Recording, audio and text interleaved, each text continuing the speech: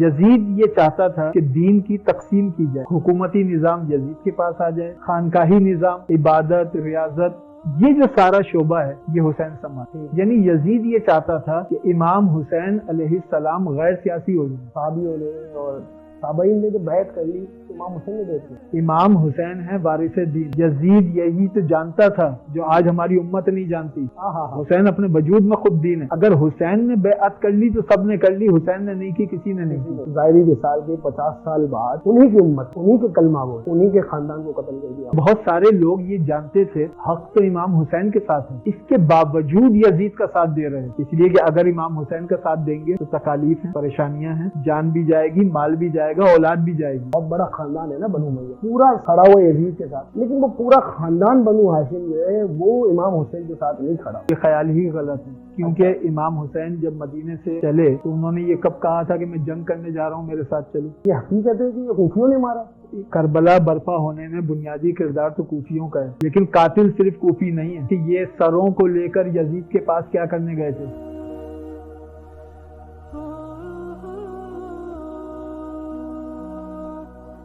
بسم اللہ الرحمن الرحیم، لاکھوں کروڑوں درود و سلام آپ صلی اللہ علیہ وسلم ان کی یاد ہے۔ نکل کر خان کا اسے ادا کر رسم شبیری، کہ فقر خان کا یہ ہے فقط اندوہ دل کی۔ ناظرین کرام، پروگرام جستجو میں آپ کو خوش آمدید کہتے ہیں۔ محرم الحرام کے ایام ہیں، شہادت امام حسین اور ان کے رفقا کے ایام۔ واقعہ کربلا پر بات کریں گے۔ اسی موضوع پر بات کرنے کے لیے ہمارے ساتھ ملک کے نامور عالم دین جناب مفتی فیصل عزیز بندگی صاحب موجود ہیں۔ آج ان سے بات کرتے ہیں۔ السلام علیکم۔ وعلیکم السلام ورحمۃ اللہ۔ وائس آف سندھ میں آپ کو خوش آمدید کہتے ہیں۔ حضرت واقعہ کربلا کو لے کے بہت سارے نظریات ہیں۔ کچھ لوگ کہتے ہیں کہ یہ واقعہ جس طرح سنایا جاتا ہے، جس طرح بتایا جاتا ہے ویسا نہیں ہے، اس میں جذباتیت زیادہ ہے، اس میں مبالغہ آرائی زیادہ ہے، دلیل سے زیادہ جو ہے وہ جذباتیت، حقیقت کم۔ آپ کیا کہتے ہیں اس بارے میں کہ واقعہ کربلا جو ہے اس میں جذباتیت زیادہ ہے؟ اچھا، جب یہ واقعہ لکھا گیا اور جب سنایا جاتا ہے، بتایا جاتا ہے، پڑھا جاتا ہے تو اس میں کچھ لوگ کہتے ہیں کہ جانبداری کا بھی عنصر موجود ہے۔ اس بارے میں بتائیں کہ اس میں کتنی جانبداری ہے، کتنی غیر جانبداری ہے، اور جس طرح حدیثیں ہوتی ہیں، حدیثوں کی اسناد ہے، اس کو بہت زیادہ اچھے طریقے سے پرکھا جاتا ہے کہ واقعہ کربلا کو بھی اسی طرح سے پرکھا گیا، اسی طرح سے لکھا گیا اور اسی طرح سے اس کی تحقیق کی گئی۔ حدیث اور تاریخ ان دونوں کو مرتب کرنے کے الگ الگ قاعدے ہیں۔ تاریخ میں جب کوئی واقعہ آگے روایت ہوتا ہے تو صرف اس میں کربلا کے لیے اصول نہیں ہے، وہ اصول پھر ہر واقعے کے لیے ہوگا۔ وہ غزوہ بدر کے لیے بھی وہی اصول ہوگا، غزوہ احد کے لیے بھی ہوگا، کربلا کے لیے الگ سے نہیں ہوگا۔ ہر تاریخی واقعے کے لیے ایک اصول ہوگا۔ ایک واقعہ وقوع پذیر ہو گیا، اب وہ واقعہ آگے رپورٹ ہو رہا ہے، وہ کیسے، بیچ کا جو گیپ ہے یہ کیسے فل ہوگا۔ واقعہ کربلا میں آپ کو معلومات درکار ہیں، یزید کے کیمپ میں کیا ہو رہا ہے، آپ کو یہ جاننا ہے خیام حسینی میں کیا ہو رہا ہے، آپ کو یہ جاننا ہے کہ کون کیسے شہید ہوا، اس کا قاتل کون ہے، پھر آپ کو یہ جاننا ہے کہ یہ واقعہ آگے منتقل کیسے ہوا۔ تو اس کے تمام ذرائع موجود ہیں۔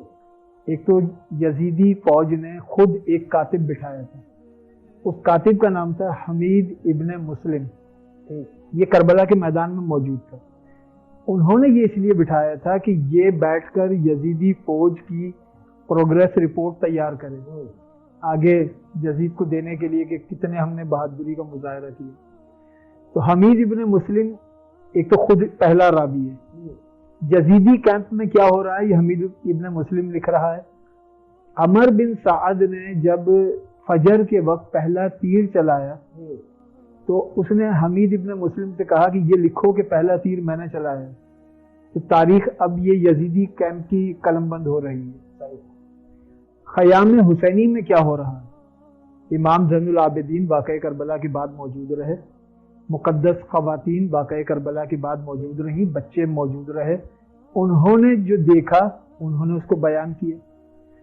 اب رہی یہ بات کہ کس کا قاتل کون، تو جب مختار نے قاتلان کربلا کو پکڑ پکڑ کر سزائیں دی، ان سے اقبال جرم کروایا کہ تم نے کس کو قتل کیا، کیسے کیا، تو وہ یہ بتاتا تھا کہ میں نے اس کو قتل کیا، ایسے قتل کیا، تو قاتل کا نام، خاندان، قبیلہ وہ تاریخ میں آ گیا مختار ثقفی کی وجہ سے۔ یعنی جو خود جس نے قتل کیا وہ خود ہی اعتراف کر، جب ان کو پکڑ کر سزائیں دی تو اقبال جرم کے بغیر سزا تو نہیں ہو سکتی۔ اقبال جرم میں وہ یہ بتائے گا کہ اس نے کس کو قتل کیا اور قاتل کہاں، کس خاندان قبیلے کا ہے۔ پھر اس میں ایک اور پہلو ہے کہ یہ واقعہ وقوع پذیر ہو گیا، اب یہ مورخ کے قلم تک کیسے پہنچا۔ واقعہ ہو گیا، اب کربلا سے کوفے، کوفے سے پھر شام، یہ اہل بیت کا سفر ہے۔ راستے میں آبادیاں آئیں، لوگوں نے پوچھا کہ یہ کون ہے، یزیدیوں نے کہا کہ یہ کچھ لوگ تھے، حکومت کے خلاف بغاوت کی تو ان کی بغاوت کو کچل دیا۔ وہاں امام زین العابدین کے خطبات ہیں کہ ہم کون ہیں، ہمارے ساتھ ہوا کیا ہے۔ اب یہ کربلا روایت ہو رہی ہے، جہاں جہاں آبادیاں آئیں امام زین العابدین نے اپنا تعارف کروایا، اپنے اوپر ہونے والے مظالم کا بیان کیا، پھر یزید کے اپنے دربار میں بیان کیا، پھر اس سے پہلے ابن زیاد کے دربار میں بیان کیا تھا، پھر دمشق کی جامع مسجد میں جمعے کے دن خطبے میں بیان کیا۔ واقعہ کربلا کے بعد پھر امام زین العابدین 32-33 سال ظاہری حیات میں رہے، وہ اس واقعے کو روایت کرتے رہے۔ اب ایک ایسا واقعہ جو امام زین العابدین سے روایت ہوا، حضرت زینب سے روایت ہوا، حضرت ام کلثوم سے روایت ہوا، حضرت ام لیلہ سے، حضرت ام رباب سے، ایسا واقعہ جو حضرت فضہ سے روایت ہوا، جو بچوں سے روایت ہوا، مدینے میں آ کے پھر بیان کیا گیا، پھر اہل مدینہ پر روایت ہوا۔ تو آپ کا کیا خیال ہے کہ واقعہ کربلا کے بعد جب یہ خاندان مدینے پہنچا تو مدینے والوں نے پوچھا نہیں ہوگا کہ کربلا میں کیا ہوا؟ پھر کربلا روایت ہوئی۔ یعنی جو جنگ جتنی کثرت سے دہرائی گئی ہے بار بار بار بار، وہ سب سے زیادہ کربلا ہے کہ واقعہ ہونے کے بعد تو کسی واقعے کو بکثرت بیان کرنا، مجمع عام میں بیان کرنا، حمید ابن مسلم کی اپنی تحریر، مختار کے دربار میں اقبال جرم، اس سب کو جمع کریں تو ایک دستاویز بن جاتی ہے کربلا کی۔ یہ خیال کرنا کہ یہ ایک تاریخی واقعہ تھا اور کس نے لکھا، کہاں لکھا، تو وہ میں نے عرض کر دی کہ یہ جمع کس طریقے سے ہوا ہے، تو اس کو ایک تاریخی واقعے کے طور پر اس میں شکوک اور شبہات پیدا کرنا در حقیقت کربلا کی اہمیت سے نگاہیں چرانے والی بات ہے۔ کیا وجہ ہے؟ ایک گروہ اگرچہ وہ کم ہے لیکن وہ گروہ موجود ہے مسلمانوں میں جو اس کی تاریخ کو جو ہے وہ مشکوک بنانے کی کوشش کرتا ہے۔ اس کی دو وجوہات ہیں۔ اگر کربلا کو بیان کیا جائے گا تو یہ بھی بیان کرنا پڑے گا کہ حق کہاں ہے، اور یہ بھی بیان کرنا پڑے گا کہ ان حق والوں پر مظالم کن لوگوں نے کی۔ اس میں ظالم بے نقاب ہوتا ہے، ظالم آشکار ہوتا ہے، مظلوم کی مظلومیت سامنے آتی ہے، اس لیے پردہ ڈالا جاتا ہے تاکہ ظالم وہ بھی آشکار نہ ہو اور مظلوم کی مظلومیت کو بیان نہ کیا جائے تاکہ لوگوں کے دل میں ہمدردی پیدا نہ ہونے لگے۔ ورنہ واقعہ کربلا یہ جب وقوع پذیر ہو گیا اس کے بعد تو روایت ہوا ہے، واقعہ کربلا ابھی ہوا ہی نہیں تھا تب بھی روایت ہوا ہے۔ اچھا جی، یعنی آپ یہ سوچئے ایک واقعہ نہیں ہوا، وہ اپنے ہونے سے پہلے کیسے روایت ہو سکتا ہے؟ احادیث میں روایت ہوا کہ رسول اکرم علیہ الصلوۃ والسلام نے کربلا کا مختلف مواقع پہ ذکر کیا ہے، اور اہل سنت ماخذ میں ان تمام احادیث کو اگر جمع کیا جائے تو ان کی تعداد ہے 10 احادیث ہیں جس میں کربلا بیان ہوئی۔ ایک تو جبریل امین کی روایت ہے کہ وہ مٹی لے کر آئے تھے کہ کربلا کی زمین پر آپ کی امت آپ کے نواسے حسین کو شہید کر دے گی۔ اب یہ کربلا روایت ہو رہی ہے کہ زمین کربلا کی ہوگی، قتل کرنے والے وہ خود کو امتی کہہ رہے ہوں گے اور قتل ہونے والا حسین ہوگا۔ جی جی بالکل، یہ متفقہ ہے اس میں، اور یہ وہ مٹی حضور نے حضرت ام سلمہ کو دی، ام المومنین کو، اور اس میں بھی حضور کی ایک بصیرت نظر آتی ہے کہ واقعہ کربلا کے وقت صرف ام سلمہ حیات تھی، تو آپ نے مٹی ام سلمہ کو دی، حضور جانتے تھے اس وقت یہی موجود ہوں گی۔ پھر دیگر احادیث ہیں، حضور نے فرمایا کہ کربلا جب ہوگی تو اس وقت بنو امیہ کا آوارہ لڑکا حکمران ہوگا. اللہ خاندان بھی بتایا، حاکم کی عمر بھی بتائی، حاکم کا مزاج بھی بتایا. ایک اور حدیث، جب کربلا ہوگی ایک ایسا شخص حاکم ہوگا جو میری سنتوں کو بدلنے والا ہوگا. حاکم کا مزاج بھی آ گیا. پھر اس کے بعد جگہ بھی آ گئی کہ حسین جہاں شہید ہوں گے اس جگہ کو کربلا کہا جائے گا. یہ بڑی کمال کی بات ہے. حضور نے اس سے پہلے کربلا نہیں کہا جاتا. اس جگہ کا نام تھا نینوا. اس وقت نینوا تھا. واقعہ کربلا کے وقت اس زمین کو اس سے کچھ پہلے کربلا کہا جانے لگا. اس سے پہلے نینوا کہلاتی تھی. اب یہ امام حسین کی شہادت کے متعلق حضور فرما رہے ہیں اس جگہ کو کربلا کہا جائے گا. کیونکہ اگر اس وقت کوئی پوچھ لیتا ہے کہ حضور کہتے کربلا میں شہید ہوں گے، لوگ کہتے کربلا کہاں ہے، تو حضور نے فرمایا اس جگہ کو کربلا کہا جائے گا کہ جب شہید ہوں گے تو اس جگہ کو کربلا کہا جا رہا ہوگا. پھر وہ حدیث بھی ہے جس میں حضور نے فرمایا مٹی کو سونگ کر کہ اس میں کرب اور بلا ہے، کرب و بلا ہے. یہ بھی حدیث ہے. پھر ایک حدیث جو مجمع الزوائد میں امام حیثمی نے لکھی ہے، اس حدیث میں حاکم کا نام ہے. حضور نے فرمایا کہ اس وقت حاکم یزید ہوگا. اچھا، ابھی یزید پیدا نہیں ہوا. یزید پیدا ہوگا حضرت عثمان ذو النورین رضی اللہ تعالیٰ عنہ کے دور میں. حضور فرما رہے ہیں اس وقت حاکم کا نام یزید ہوگا. اور یہ حدیث مبارکہ مجمع الزوائد و منبع الفوائد میں امام حیثمی لکھ رہے ہیں. تو واقعہ کربلا ہونے سے پہلے کوئی واقعہ اتنا روایت نہیں ہوا جتنا واقعہ کربلا. تو کتنی عجب بات ہے کہ کربلا سے پہلے ذکر کربلا احادیث میں آ رہا ہو اور بعد کربلا لوگ اس کی حقانیت کو، اس کی اہمیت کو اور کربلا میں امام حسین کی مظلومیت کو، یزیدی مظالم کو یہ کہہ کر کیسے چھپا سکتے ہیں کہ کربلا تو ایک خواب ہے، خیال ہے، ایک داستان ہے. نہیں، کربلا ایک حقیقت ہے، کربلا ایک سچائی ہے. اور یہ وہ سچائی ہے جو رسول اکرم نے پہلے بیان کی. کربلا ہی وہ واحد جنگ ہے جو اپنے وقوع پذیر ہونے سے پہلے جتنی روایت ہوئی اتنا کوئی واقعہ بیان نہیں ہوا، اور کربلا ہونے کے بعد ذکر کربلا جتنا ہوا اتنا تذکرہ کسی اور مارکے کا کبھی نہیں ہوا. اچھا، آپ نے یہ بات کی کہ کربلا ہونے سے پہلے اور کربلا ہونے کے بعد ایک گروہ ہے، اسکول آف تھاٹ ہے، یہ کہتا ہے کہ کربلا ایک سیاسی جنگ ہے، تو مذہب سے کوئی تعلق نہیں. نام بھی نہیں لیتا ہوں، غامدی صاحب کہتے ہیں کہ یہ تو سیاسی جنگ تھی، سیاسی مسئلہ تھا اور اس کا کوئی مذہب سے براہ راست تعلق نہیں.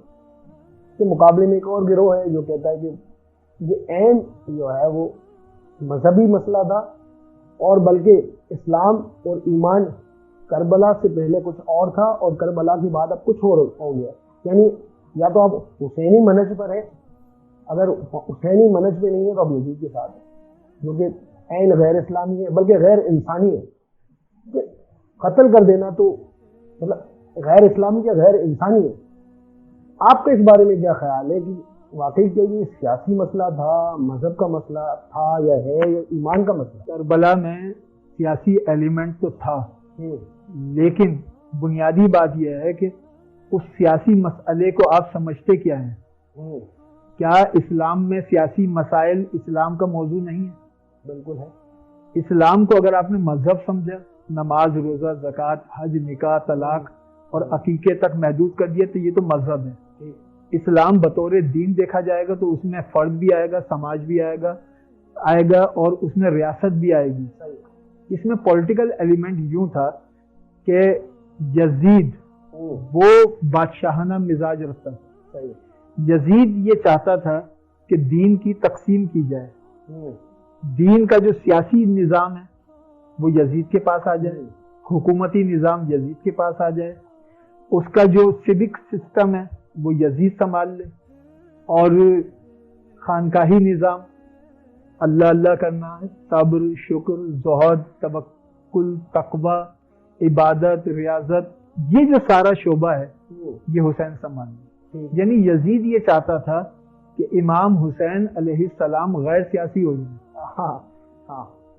وہ یہ چاہتا تھا کہ امام حسین غیر سیاسی ہو جائے، اور امام حسین یہ جانتے تھے کہ میں وارث مذہب نہیں ہوں، میں وارث دین ہوں، واہ واہ واہ واہ، اور جب میں وارث دین ہوں تو یہ کیسے ممکن ہے کہ میں دین کو مسجد اور محراب و منبر تک محدود کر دوں؟ میرے سامنے ریاست پر دین کو بدلا جا رہا ہو، یعنی یزید نے دین کو بدلنے کی کوشش کی، یزید نے سود کو جائز قرار دیا، کربلا نہ ہوتی یزید اسی بات پر کافر ہو جاتا، اللہ اکبر، کہ بھائی سود حرام ہے، اگر کوئی سود لیتا دیتا ہے تو وہ گنہگار ہوگا، لیکن کوئی کہے کہ سود حرام ہی نہیں ہے تو وہ تو کافر ہو جائے گا۔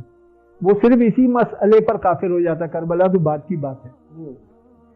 پھر یزید نے دین کو یوں بدلا، شراب نوشی کو جائز قرار دیا، کسی کو شراب پیش کی، اس نے کہا کہ بھائی میں مسلمان ہوں، میں کیسے شراب پی لوں؟ تو کہا کہ اگر اسلام میں جائز نہیں ہے تو مسیحیت کے طریقے پہ پی لو۔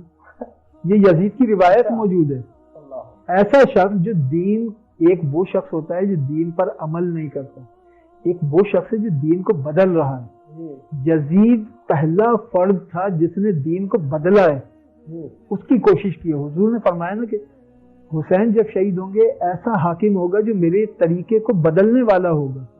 اس طریقے کو بدلا ہے یزید نے، سود کو جائز قرار دے کے، شراب کو جائز قرار دے کے، بدکاری کو فروغ دے کے۔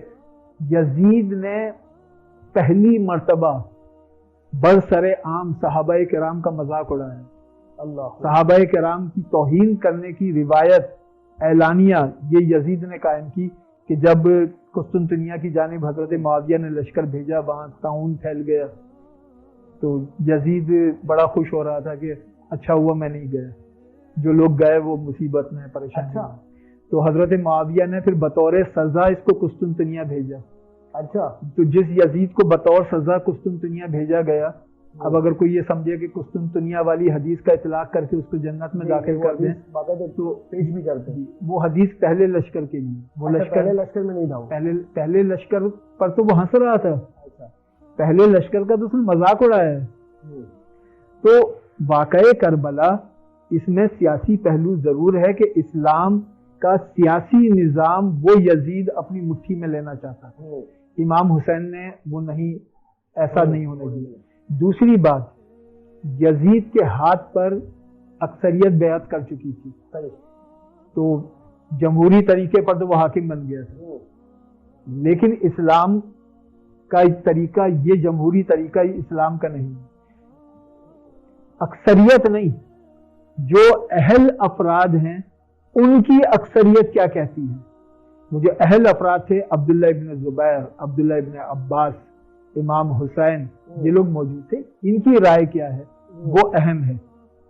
انہوں نے یزید کو رد کیا ہے۔ اب سوال یہ ہے کہ امام حسین بیعت نہ کریں، امام حسین سے اگر مطالبہ بیعت نہ ہوتا تو واقعہ کربلا نہیں ہوتا۔ یزید نے امام حسین سے مطالبہ بیعت میں شدت کی، کیوں؟ اس لیے کہ یزید جانتا تھا کہ ساری دنیا بیعت کر لے، حسین نے نہیں کی تو کسی نے نہیں کی۔ لیکن ساری دنیا تقریباً لوگوں نے تو بیعت کر لی۔ یہ اعتراض بھی ہوتا ہے کہ جب اصحاب نے، جدید صحابیوں نے اور تابعین نے جو بیعت کر لی تو امام حسین نے بیعت کی۔ مولانا مودودی کا مجھے قول یاد آ گیا کہ امام حسین نے نہیں کی تو دوسروں نے کی تھی۔ ہاں، لیکن سوال تو یہ ہے نا کہ انہوں نے تو بیعت کر لی۔ امام حسین ہے وارث دین، یزید یہی تو جانتا تھا جو آج ہماری امت نہیں جانتی۔ یزید جانتا تھا کہ حسین وارث دین ہی نہیں، دینست حسین، حسین اپنے وجود میں خود دین ہے۔ اگر حسین نے بیعت کر لی تو سب نے کر لی، حسین نے نہیں کی کسی نے نہیں کی، ساری دنیا بیعت کر لے، حسین نے نہیں کی۔ حسین نے بیعت نہیں کی، اس کا مطلب ہے دین نے تائید نہیں کی۔ سبحان اللہ۔ امام حسین جانتے تھے کہ میرا بیعت کرنا علی کے بیٹے کا بیعت کرنا نہیں کہلائے گا۔ اگر میں نے یزید کے ہاتھ پر بیعت کر لی تو یہ ایسا ہے جیسے ابراہیم علیہ السلام نے نمرود کو تسلیم کر لیا، یہ ایسا ہے جیسے بہت بڑا جملہ، موسیٰ علیہ السلام نے فرعون کو تسلیم کر لیا، بہت بڑا جملہ، یہ ایسا ہے جیسے خلفائے راشدہ نے جو ہے ظلم کے مقابلے پر آنے والی قوتوں کو تسلیم کر لیا. امام حسین انبیاء کے وارث ہیں، صحابہ کے وارث ہیں، خود اہل بیت میں سے ہیں، رسول اکرم کے وارث ہیں. وہ اپنے ہاتھ کی قدر و قیمت جانتے ہیں، اس لیے اپنا ہاتھ نہیں دیا بلکہ اپنا سر کٹا دیا. غریب نواز نے اسی لیے کہا تھا سر داد نہ داد دست در دست یزید حقا کے بنا لا الہ است حسین. واہ، بہت اچھا، بہت اچھا. واقعہ کربلا آپ سے رسول کے ظاہری وصال کے کم و بیش 50 سال بعد ہوا. بالکل. حضرت یہ بتائیں کہ 50 سال کا سب کچھ بھی نہیں ہوتا، معمولی سا ہوتا. اچھا، اس میں اسلام بھی پھیل رہا ہے، جوک در جوک لوگ مذہب کی طرف آ رہے ہیں، اسلام کی طرف آ رہے ہیں. اب میں تھوڑی دیر کے لیے بھول جاتا ہوں کہ میں مسلمان ہوں، میں کسی اور مذہب سے تعلق رکھتا ہوں. اب میں نیوٹرل ہو کے اس واقعے کو پڑھ رہا ہوں کہ آپ کے ظاہری وصال کے 50 سال بعد انہی کی امت، انہی کے کلمہ گوئے، انہی کے خاندان کو قتل کر دیا، انہی کے آل اولاد کو قتل کر دیا، بچوں سمیت قتل کر دیا. یہ بات سمجھ آنے والی نہیں ہے، مطلب دماغ اس کو، دل و دماغ اسے تسلیم نہیں کر رہا. اگر میں نیوٹرل ہو کے پڑھ رہا ہوں تو مجھے لگ رہا ہے کہ یار یہ اسلام ہے، کیونکہ سامنے بھی تو کلمہ گو ہیں، نماز پڑھنے والے ہیں، روزہ رکھنے والے ہیں، زکوٰۃ دینے والے، ہو سکتا ہے تہجد گزار بھی ہیں، بڑے بڑے عالم اسکالر بھی ہوں. ایسا 50 سال کے عرصے میں کیا ہوا کہ آپ صلی اللہ علیہ وسلم کے غلام بظاہر، آپ صلی اللہ علیہ وسلم کے عاشق، آج تو کروڑوں اربوں عاشق گھومتے ہیں نا، اس وقت بھی تو ہوں گے، لبیک کے نعرے تب بھی لگتے ہوں گے. تو آپ صلی اللہ علیہ وسلم کے ماننے والوں نے ان کی حال کو قتل کر دیا. ایسا 50 سال کے عرصے میں کیا ہو؟ اسلام کا ایک نظام تھا خلافت راشدہ کا. خلافت راشدہ جہاں مکمل ہوئی وہاں سے ملوکیت کا آغاز ہوا. حضرت معاویہ کے وصال کے بعد جب یزید تخت نشین ہوا تو یزید اقتدار کا خواہاں تھا، اقتدار کی خواہش تھی. قرآن حکیم نے اس کو بیان بھی کیا ہے کہ یہ جو خواہشات ہوتی ہیں یہ انسان کے اندر کس طریقے سے، کہ اے حبیب کیا آپ نے نہیں دیکھا اس شخص کو جس نے اپنی خواہش نفس کو اپنا معبود بنا لیا. تو انسان اپنے نفس کی خواہش کو اپنا معبود بنا لیتا ہے. پھر بہت سارے لوگ یہ جانتے تھے کہ حق تو امام حسین کے ساتھ ہے، اس کے باوجود یزید کا ساتھ دے رہے تھے. کیوں؟ اس لیے کہ اگر امام حسین کا ساتھ دیں گے تو تکالیف ہیں، پریشانیاں ہیں، جان بھی جائے گی، مال بھی جائے گا، اولاد بھی جائے گی. اللہ. تو جو یزیدی کیمپ میں لوگ تھے، ایسا نہیں کہ انہیں معرفت حسین نہیں تھی. جب نماز پڑھتے تھے تو کیا وہ نہیں کہتے ہوں گے اللہم صلی علی محمد وعلی آل محمد؟ انہی پہ درود. جی، ان کو قتل بھی کر رہے ہیں اور نماز میں کہہ رہے ہیں اللہم صلی علی محمد وعلی آل محمد. وہ جانتے تھے. اب کیوں ایسا کر رہے ہیں؟ اس لیے کہ ان کے سامنے ہے دنیا اور دنیا کی تکالیف جھیلنا نہیں چاہتے. ایک دوسرا طبقہ ہے، وہ یہ سوچتا ہے کہ دنیا میں تو تکالیف ہیں لیکن پھر آخرت کی زندگی بہت اچھی ہوگی حق حسین کے ساتھ. اس کو ہم یوں سمجھیں کہ شب عاشور دو شخصیات نے دو بڑے فیصلے کیے. ایک عمر بن سعد جو یزیدی فوج کا کمانڈر تھا، وہ رات بھر ٹہلتا رہا، سوچتا رہا کہ حق تو حسین کے ساتھ ہے. اللہ اکبر. میں ادھر یزیدی فوج میں کھڑا ہوں، اگر میں حسین کی طرف جاتا ہوں میں بھی قتل ہو جاؤں گا، بچے بھی قتل ہو جائیں گے، سب ختم ہو جائے گا، آخرت اچھی ہو جائے گی، دنیا برباد. حسین کا جو ساتھ نبھانے کا فائدہ ہے وہ ادھار ہے اور یزید کا ساتھ دینے سے جو فائدہ ہے وہ نقد ہے. تو ابن زیاد، اس نے عمر بن سعد نے نقد کو اختیار کیا اور دائمی ادھار کو چھوڑ دیا. وہ بھی نہیں ملا. وہ بھی نہیں ملا. مقابلے پر ایک دوسری شخصیت ہے اور وہ بھی ساری رات ٹہلے کہ حق تو حسین کے ساتھ ہے. دنیا کی زندگی میں اگر تکالیف آ گئیں تو دنیا کی زندگی کب تک کی ہے؟ آخرت مستقل ہے، تو آخرت بچا لیں. تو ہوا یہ کہ عمر بن سعد نے فیصلہ کیا کہ مجھے یزید کا ساتھ دینا چاہیے. حر نے فیصلہ کیا مجھے امام حسین کا ساتھ دینا چاہیے. حق پر امام حسین کو دونوں ہی مانتے ہیں प्रॉब्लम यह है कि अभी क्या करना है। तो हुर ने फैसला किया मुझे साथ देना चाहिए। जब हुर इस तरफ आया इमाम हुसैन की तरफ, तो उसने कोई नया कलमा नहीं पढ़ा, बस सिर्फ खैमा बदला था, जन्नती हो गया। वहां भी नमाजें पढ़ रहा था, यजीदी कैंप में भी अजानें हो रही थी, नमाजें थी, दाढ़ियां थी, अमामे थे, सब कुछ थे। इसके बावजूद वो सब जहन्नमी है। तो दाढ़ी और अमामे पे ना जाइएगा। वाह वाह, बड़ा खूबसूरत। दाढ़ी, अमामे, तस्बीह, नमाजें, अजानें, ये सब यजीद के कैंप में थी। यजीद के कैंप में इबादतें थी, बस एक चीज नहीं थी, हुसैन नहीं थे। जहां हुसैन है वहां सारा दीन है। बहुत खूबसूरत। हुर जब यजीद के कैंप से निकलकर इमाम हुसैन के कैंप की तरफ आया, यानी हुर ने इकरार किया शाह अस्त हुसैन, वाह वाह, अब मेरा शाह हुसैन है, बस हुसैन को अपना शाह माना, बादशाह, इससे वो जन्नती हो गए। मसला यह है कि आप दुनिया की जिंदगी को समझते क्या है, आखिरत का आपके यहाँ तसव्वुर क्या है। तो वो जो लोग थे मुखालिफीन, वो भी मारिफत हुसैन रखते थे, लेकिन दुनिया की जिंदगी की तकालीफ को वो झेलना नहीं चाहते थे। अमर बिन साद और हुर ने अलग अलग फैसले किए 1400 साल पहले। आज 1447 हिजरी में दोनों के नताइज सामने हैं। अमर बिन साद नफरत की अलामत है, और जब नामे हुर आता है तो सिर्फ सर नहीं दिल भी झुकते हैं। बेशक आपने बड़ी खूबसूरत तरीके से वजाहत की इस बात की। कुछ लोग हैं अगर ये कहते हैं कि ठीक है वाकया करबला तो हुआ, लेकिन इस पूरे वाकये में यजीद तो कहीं नहीं था। इब्न जियाद गवर्नर है, उसने काम किया, या उसके जो लोग हैं उसके हुक्म पे काम हुआ। यजीद ने तो हुक्म ही नहीं दिया। बड़े बड़े आलिम भी ये बात करते हैं कि भाई यजीद तो था ही नहीं, तारीख में हमें तो यजीद का नाम ही नहीं मिलता, तो यजीद की तो जिम्मेदारी नहीं बनती।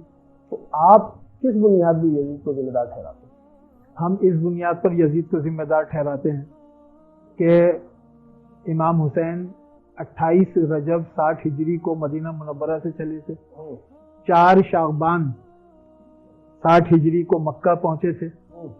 और जब ये इत्तलाआत मिली कि इमाम हुसैन हज के बाद कूफे की जानिब आएंगे, तो यजीद ने कूफे के गवर्नर को तब्दील किया। कूफे के गवर्नर थे नौमान बिन बशीर। यजीद गरम गोशा रखते थे अहले बैत को। यजीद जानता था कि ये मेरा काम इनके जरिए नहीं हो सकता, तो अब्दुल्ला इब्न ज़ियाद जैसे जालिम आदमी को वहां गवर्नर लगाया। फिर दूसरा ये कि जब वाक़या करबला हो गया, तो ये यजीदी सरों को लेकर यजीद के पास क्यों गए थे? इन्होंने तो भाई इतना बड़ा काम कर दिया, और यजीद की मर्जी भी उसमें शामिल नहीं है। यजीद खानदान यजीद के पास लेके गए थे, जी बिल्कुल लेके गए। तो यजीद की अगर मर्जी इसमें शामिल नहीं थी, तो उनको तो ये चाहिए था कि अहले बैत को कत्ल करने के बाद फरार हो जाते। कि यार यजीद को पता चलेगा वो तो हमें सजा देगा, यजीद को अगर पता चल गया हमने अहले बैत को कत्ल किया वो हमें सजा देगा। वो फरार नहीं हुए, वो नेज़ों पे सरों को रख कर यजीद के पास लेके जा रहे हैं, और यजीद के सामने सारे कातिलीन खड़े हुए हैं कि हमने मारा है। यजीद का रद्द अमल किया है, यजीद ने उन्हें क्या सजा दी? कुछ नहीं। तो इसके बाद कोई गुंजाइश बचती है? फिर उसके बाद वो रिवायत मौजूद है कि वाक़या करबला के बाद जब यजीद के खिलाफ बगावतें होने लगी, अब्दुल्ला इब्न ज़ुबैर ने बगावत की। इन्होंने यजीद ने अब्दुल्ला इब्न अब्बास को खत लिखा, कहा कि अब्दुल्ला इब्न ज़ुबैर के मुकाबले पर आप मेरा साथ दीजिए। अब्दुल्ला इब्न ज़ुबैर का खत तारीखी कुतुब में मौजूद है। अब्दुल्ला इब्न अब्बास का जवाब मौजूद है। अब्दुल्ला इब्न अब्बास ने कहा कि ऐ यजीद, तुम मुझसे अपनी हिमायत की उम्मीद करते हो, क्या तुम भूल गए कि तुमने करबला में क्या किया है? अल्लाह। अब्दुल्ला इब्न अब्बास की गवाही, वो कह रहे हैं यजीद तू भूल गया तूने करबला में क्या किया है, मैं तेरी हिमायत नहीं कर सकता। फिर सब छोड़े, यजीद का अपना बेटा वो तख्त पर बैठता है बाद यजीद, और ये कहकर तख्त छोड़ता है कि मैं इस तख्त पर नहीं बैठूंगा, क्योंकि इस तख्त के पाए खूने अहले बैत में डूबे हुए हैं। इस तख्त से خاندان رسالت کو قتل کرنے کا حکم جاری ہوا. یہ تاریخ میں موجود ہے. جلال الدین سیوطی علیہ الرحمہ ان کی تاریخ الخلفاء پڑھ لیں کہ وہ یزید کے بیٹے نے کہا کہ میں اس تخت پر نہیں بیٹھوں گا کہ اس تخت سے احکامات جاری ہوئے قتل حسین کے. بیٹا گواہی دے رہا ہے جو سگا بیٹا ہے. 1400 سال بعد والوں کو پتہ نہیں کیا ہوگا. اللہ. اچھا حضور اگر ہم جذباتیت کو تھوڑا سائڈ میں رکھیں, ایسی بات ہے امام حسین کے ساتھ ہمارا جذبات یقیناً لگاؤ ہے, وابستگی ہے اور وہ کیا قیامت رہے گی, لیکن ہم جذباتیت کو تھوڑا سا سائڈ میں رکھ کے ہم واقعہ کربلا کو دیکھیں تو سامنے یزید ہے, یعنی کہ پوری بنو امیہ ہے, پورا بہت بڑا خاندان ہے نا بنو امیہ, وہ پورا کھڑا ہوا یزید کے ساتھ, اور اس طرف بنو ہاشم ہے, لیکن وہ پورا خاندان بنو ہاشم جو ہے وہ امام حسین کے ساتھ نہیں کھڑا ہوا. یہ تو بہت سارے ممبر سے بھی یہ بات ہوتی ہے, اور وہ ان ممبروں سے بھی بات ہوتی ہے جو بہت زیادہ حسین حسین کرتے ہیں, حسین کو مانتے ہیں, لیکن وہ یہ بات بھی کرتے ہیں کہ سوچو کہ بنو ہاشم کیوں ساتھ میں کھڑا ہوا, کیا وجہ ہے کہ پورا خاندان نہیں کھڑا ہوا. ساتھ کھڑے ہونے سے مراد اگر یہ لیتے ہیں کہ کربلا میں موجود نہیں تھے تو یہ خیال ہی غلط ہے, کیونکہ امام حسین جب مدینے سے چلے تو انہوں نے یہ کب کہا تھا کہ میں جنگ کرنے جا رہا ہوں میرے ساتھ چلو, پھر کوئی نہیں جاتا تو اس پر سوالیہ نشان قائم ہو جاتا. امام حسین تو یہ کہہ رہے ہیں کہ میں مکہ جا رہا ہوں, ایک فیملی مکہ جا رہی ہے تو سارا مدینہ کیوں ان کے ساتھ جائے. جب وہ مکے سے جب روانہ ہوئے ہیں 8 ذی الحج کو, حج سے ایک دن پہلے, آپ نے اس وقت جو خطبہ دیا ہے انہوں نے کہا کہ میں اپنے نانا کی امت کی اصلاح کے لیے سفر اختیار کر رہا ہوں. اللہ اصلاح کے لیے, اصلاح کے لیے. امام حسین نے کسی موقع پر یہ نہیں کہا کہ میں جنگ کے لیے جا رہا ہوں, میں مارکا برپا کرنے جا رہا ہوں. امام حسین کے پیش نظر تو یہ تھا کہ کوفے سے ہمیں بلایا گیا ہے, ہم کوفے والوں کی دعوت پر جا رہے ہیں. اگر امام حسین لشکر کے لیے نکلتے, لشکر کشی کے لیے نکلتے, پھر کوئی ساتھ نہ جاتا تو سوالیہ نشان بنتا تھا. امام حسین نے کسی موقع پر یہ نہیں کہا کہ میں یلغار کرنے کے لیے جا رہا ہوں, میں لشکر کشی کے لیے جا رہا ہوں. وہ تو کوفے والوں کی دعوت پر جا رہے تھے, اور کوفے والوں نے کوفی لا یوفی ہونے کا ثبوت دیا, تو اس کے بعد پھر راستے میں آپ کو ظلمن شہید کیا گیا. بڑی خوبصورت بات بھی, کوفی لا یوفی. اچھا کچھ لوگ ہیں واقعہ کربلا انہوں نے جب بیان کیا تو انہوں نے پورا ملبہ ہی کوفیوں پہ ڈال دیا. انہوں نے کہا تو ہمارے ہی کوفیوں نے تھا. انہوں نے کہا ان کو ڈر یہ خوف یہ تھا کہ ان کے خیموں میں جو ہے وہ خطوط ہیں جو انہوں نے امام حسین کو لکھے, تو وہ اس قدر ڈر گئے کہ انہوں نے قتل کر دیا امام حسین کو, ان کے خاندان کو, اور خیمے میں آگ بھی اس وجہ سے لگائی کہ وہ خطوط پکڑے نہ جائے اور یزید کے دربار میں ہم نہ مارے گئے. تو واقعی یہ حقیقت ہے کہ یہ کوفیوں نے مارا.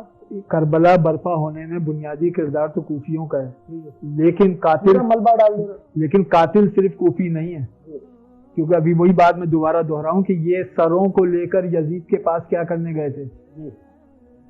کوفیوں نے جلا دیے خیمے, خط جل گئے, تو اب تو کوفی ثبوت مٹا چکے. یہ سروں کو لے کر کیوں جا رہے ہیں؟ یہ سرکاری طور پر قتل ہوا ہے اہل بیت کا, سرکاری سطح پر قتل ہوا ہے اہل بیت اور ان کے جانثاروں کو, اسی لیے وہ سروں کو لے کر بھی گئے, اور یزید نے انہیں کوئی سزا نہیں دی جبکہ قاتل سامنے کھڑے ہوئے. بالکل ایسے, بالکل ایسے. تو اس لیے کوفیوں کا اس میں ایک اہم کردار ضرور ہے اور بہت برا کردار ہے, لیکن سارے کوفی برے نہیں تھے.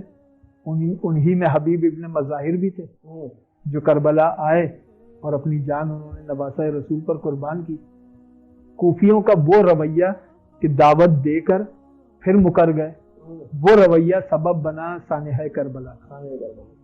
اچھا ہم نے ایک بات کی کہ یزید کے دربار میں لے کے گئے سر کو, بیویوں کو, پاک بیویوں کو.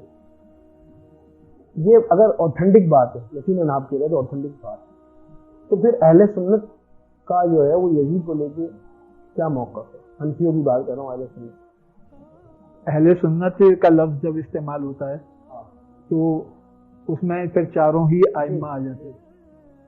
اس میں امام احمد ابن حنبل ان کا دو ٹوک موقف ہے, وہ یزید کی تکفیر کرتے ہیں, وہ کہتے ہیں کہ یزید کافر ہے۔ امام ابو حنیفہ علیہ الرحمہ آپ کے متعلق یہ ہے کہ وہ تکفیر نہیں کرتے اور لیکن اس کی توصیف کے بھی قائل نہیں، اس پر سکوت کرتے ہیں، اس کی تکفیر پر، اس کے کافر کہنے پر سکوت کرتے ہیں۔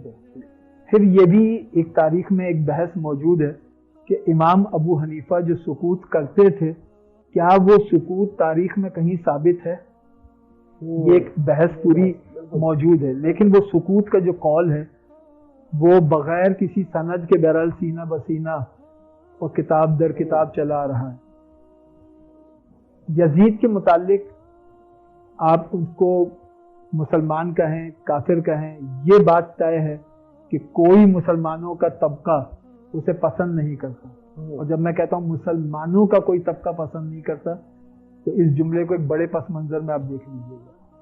کوئی مسلمانوں کا گروہ ایسا نہیں ہے جو یزید کو پسند کرتا ہو، اور دوسری بات یزید کو کافر کہنے پر اختلاف ہے، یزید کے فسق پر، یزید کے فجور پر، یزید کے ظلم پر کوئی اختلاف نہیں، اور یزید کی جن آئمہ نے تکفیر کی ہے وہ بھی بڑے بڑے آئمہ ہیں، پیران پیر سیدنا شیخ عبد القادر جیلانی کے امام وہ تکفیر کرتے ہیں، امام احمد ابن حنبل، لہٰذا اس معاملے میں دونوں موقف درست ہیں۔ میں ذاتی طور پر یزید کی تکفیر والے موقف کے ساتھ ٹھیک۔ اچھا حضرت یہ بتائیں کہ اگر واقعہ کربلا نہ ہوتا ہی نہیں پھر کیا ہوتا؟ واقعہ کربلا کا اثر آنے والے زمانوں پر یہ پڑا کہ کربلا کے بعد کوئی حاکم ایسا تاریخ میں آپ نہیں دکھا سکتے جو دین میں رد و بدل کی کوشش کرے۔ آپ کو وہ حاکم تو ملیں گے جنہوں نے دین کو نافذ نہیں کیا، دین پر عمل نہیں کیا، ایسا حاکم آپ نہیں دکھا سکتے جو دین کو بدلنے کی کوشش کرے۔ اگر بر صغیر میں آپ کو جلال الدین اکبر کی مثال لیں گے تو اس نے دین اسلام میں کوئی رد و بدل کرنے کی کوشش نہیں کی، اس کے مقابلے پر ایک اور دین گڑھا، اس کا نام دین الہی رکھا۔ اسلام کو تبدیل کرنے کی کوشش کربلا کے بعد کبھی نہیں ہوئی، یہ ہے اثر کربلا کہ یزید نے یہ کوشش کی تھی، حسین ابن علی نے اتنا بھرپور جواب دیا کہ پھر کبھی ظلم کو حق سے بیعت کی جرت نہ ہوئی، پھر کوئی کربلا نہ ہوئی کربلا کے بعد۔ کربلا کا اثر یہ ہے کہ کربلا ہو گئی، اب امام حسین کا بیٹا یزید کے دربار میں موجود ہے۔ یزید کہہ سکتا تھا آپ کے باپ نے بیعت نہیں کی، میں نے قتل کر دیا، اب آپ میرے سامنے موجود ہیں، آپ بیعت کریں۔ یہ ایک لاجیکل سوال بنتا ہے کہ بھائی امام حسین سے بیعت کا مطالبہ تھا، انہوں نے بیعت نہیں کی، انہیں شہید کر دیا۔ جب امام حسین کا وارث ان کا بیٹا یزید کے سامنے موجود تھا تو یزید نے مطالبہ بیعت امام زین العابدین سے کیوں نہیں کیا؟ اس لیے کہ کربلا نے یزید اور قیامت تک کے ہر یزید کے منہ سے حق سے بیعت طلب کرنے کے الفاظ سلب کر لیے تھے۔ کربلا نے ایک ایسا لاک لگا دیا تھا جس کو قیامت تک اب کوئی توڑ نہیں سکتا۔ یہ ہوگا کہ لوگ دین پر عمل نہیں کریں گے، یہ ہوگا دین کو نافذ نہیں کریں گے، لیکن کوئی دین میں کوئی حاکم رد و بدل کرے اور کہے کہ نہیں اب دین میں یہ چیز حرام تھی حلال ہو گئی، یہ نہیں ہو سکتا۔ یہ ہے اثر کربلا۔ اور کربلا کا ایک اثر یہ بھی ہے، کربلا نے بتایا کہ قتل کرنے والا نہیں جیتتا، مقصد پانے والا جیتتا ہے۔ سبحان اللہ۔ یزید قتل کر کے اپنے مقصد میں ہار گیا، بیعت نہیں لے سکا، حسین قتل ہو کر اپنا مقصد پا گئے۔ فاتح حسینیت ہے کہ جو اپنے مقصد میں جیت گئے۔ یزید جس سر کو اپنے آگے جھکانا چاہتا تھا وہ سر وقت آخر بھی اللہ کے آگے جھکا تھا۔ سجدہ کر کے یزید کی شکست کا اعلان کیا ہے کربلا میں، سجدہ کیا، یزید کی شکست کا اعلان ہو گیا کہ دیکھو وقت آخر بھی یہ سر اللہ کے آگے جھکا ہوا۔ کربلا بتاتی ہے کہ تاریخ انسانی میں جنگوں کی کا منظر نامہ یہ ہے کہ تلواروں نے گلے کاٹے ہیں۔ پہلی مرتبہ ایسا ہوا ہے کہ سوکھے گلوں نے ظلم کی تلواریں کاٹی ہیں۔ بہت کربلا کے میدان میں ظلم کی، یزیدیت کی تلواروں کو سوکھے گلوں نے کاٹا ہے۔ اور کربلا یہ بتاتی ہے کہ تم کربلا کو مقتل سمجھتے ہو جہاں قتل ہے، جہاں خون بہتا ہے۔ کربلا صرف مقتل نہیں ہے، کربلا حسین کا مکتب بھی ہے، جہاں جو ہمہ وقت کھلا رہتا ہے۔ جب کسی کا دل چاہے حر بننے کو، آ جائے حسین کے مکتب میں۔ سبحان اللہ۔ اچھا حضرت یہ کربلا اگر ہم مسلمان ہونے کے پوائنٹ آف ویو سے، اسلام کے پوائنٹ آف ویو سے نہ دیکھیں تو ہم انسانیت کے پوائنٹ آف ویو سے بھی دیکھیں تو بھی تو امام حسین جو ہے وہ مزاحمت کا اختیارہ ہے نا تا قیامت تک۔ بالکل۔ اور بہت سارے غیر مسلموں نے، اسکالرز نے، غیر مسلموں نے امام حسین کو مزاحمت کا اختیارہ بتایا، ان کی وہ نہ کرنے سے، ڈٹ جانے سے جو ہے وہ سبق سیکھا۔ اس بارے میں اگر آپ کی تو علم ہو۔ امام حسین محسن انسانیت کے بارے میں، یہی وجہ ہے کہ امام حسین کی طرف صرف مسلمان نہیں، انسانیت اس طرف متوجہ ہوئی ہے۔ آج بھی ہندو کے ہاں مرثیے لکھے جاتے ہیں، ان کے ہاں امام حسین کے مناقب لکھے جاتے ہیں، اور مجھے تو وہ جملہ یاد ہے ماتھر کا، کہ ماتھر سے کسی نے کہا، ہندو شاعر تھا ماتھر سے کسی نے کہا کہ تم امام حسین سے اتنی محبت کرتے ہو تو مسلمان کیوں نہیں ہو جاتے؟ ماتھر نے کہا کہ میں مسلمان کیسے ہو جاؤں، مسلمانوں نے تو امام حسین کو شہید کیا ہے، مسلمان تو قاتل حسین ہے۔ یہ ماتھر کی سوچ تھا، میں مسلمان کیسے ہو جاؤں؟ اور پھر روپ کماری دیوی ہندو شاعرہ، اس نے کہا کہ بے دین ہوں لیکن بے پیر نہیں، ہندو ہوں پر دشمن شبیر نہیں۔ ایک بار پھر ہو جائے، بے دین ہوں لیکن بے پیر نہیں، ہندو ہوں پر دشمن شبیر نہیں۔ عیسائیت نے امام حسین کو خراج عقیدت پیش کیا کہ جب واقعہ کربلا کے بعد سروں کو لے جایا جا رہا تھا، ایک راہب کا مکان آیا، اس راہب نے امام حسین کا سر لیا، اس کا احترام کیا، تعظیم کی، تکریم کی، 10,000 درہم دیے ایک رات وہ سر اپنے پاس رکھنے کے لیے۔ یہ یزیدی اتنے لالچی تھے، 10,000 درہم کے نام پر سر دے دیا، اور وہ سر کی رات بھر اس نے تعظیم کی کہ وہ جانتا تھا کہ یہ کون ہیں، یہ ہستیاں کون ہیں۔ تو عیسائیت ہو، ہندو مذہب ہو، دیگر، حسین انسانیت کے رہنما ہیں، اور قیامت تک کے لیے کوئی انسان کتنی ہی تکلیف میں کیوں نہ آ جائے، ہر انسان پر کوئی مصیبت آ جائے، کوئی پریشانی آ جائے، اس کے لیے حسین رہنما ہیں۔ کیسے؟ جس انسان پر جو ظلم ہوا ہو، جو مشکل آئی ہو، وہ اپنی مشکل میں حسین ابن علی کی طرف رجوع کرے گا تو اس کو اپنی مشکل بہت چھوٹی لگے گی۔ واہ واہ۔ جب آپ کو اپنی پریشانی کم محسوس ہونے لگ جائے تو آپ کی آدھی پریشانی تو یوں کم ہو جاتی ہے۔ حسین ابن علی نے مشکلات کو جھیل کر صبر کی منزل کو اس مقام پر پہنچا دیا کہ قیامت تک ہر پریشان حال جب کربلا سے رجوع کرے گا اس کو اپنی پریشانی چھوٹی لگے گی، اپنی آزمائش، اپنی مصیبت چھوٹی لگے گی۔ یہ احسان ہے حسین ابن علی۔ سبحان اللہ۔ عملی طور پہ امام حسین کی شہادت سے مجھے باعث مسلمان کیا سبق ملتا ہے، مجھے کیا کرنا ہے؟ بطور مسلمان ہمیں یہ سبق ملتا ہے کہ امام حسین کیوں شہید ہوئے؟ کلمہ حق کی وجہ سے۔ تو حق کے ساتھ انسان وابستہ رہے، اس کی قیمت امام حسین نے ادا کی ہے کہ ایک طرف حق ہے، ایک طرف 72 رفقا ہیں، 72 رفقا قربان کر دیے حق کے اوپر، حق کو 72 رفقا پر قربان نہیں کیا۔ ایک طرف علی اکبر ہے، ایک طرف حق ہے۔ اگر امام حسین یزید کی بیعت کر لیں، نعوذ باللہ، علی اکبر بچ جائے گا۔ اگر بیعت یزید کر لیں علی اکبر بچ جائے گا، عباس علمدار بچ جائیں گے، اولاد کس کو پیاری ہوگی؟ لیکن حق پر اولاد قربان کی جائے گی، بھائی کو کیے جائیں گے، حق کو اولاد پر قربان نہیں کیا جائے گا۔ اور یہ سب کچھ قربان کرنے کے بعد اب حسین ابن علی کے سامنے دو چیزیں ہیں، حق کو اپنے اوپر قربان کر لوں یا خود حق پر قربان ہو جاؤں۔ امام حسین نے یہ فیصلہ کیا کہ مجھے حق پر قربان ہونا ہے، مجھے حق پر قربان ہونا ہے۔ اس لیے جب تلوار چلائی تھی تو دنیا کو بتایا تھا لا الہ.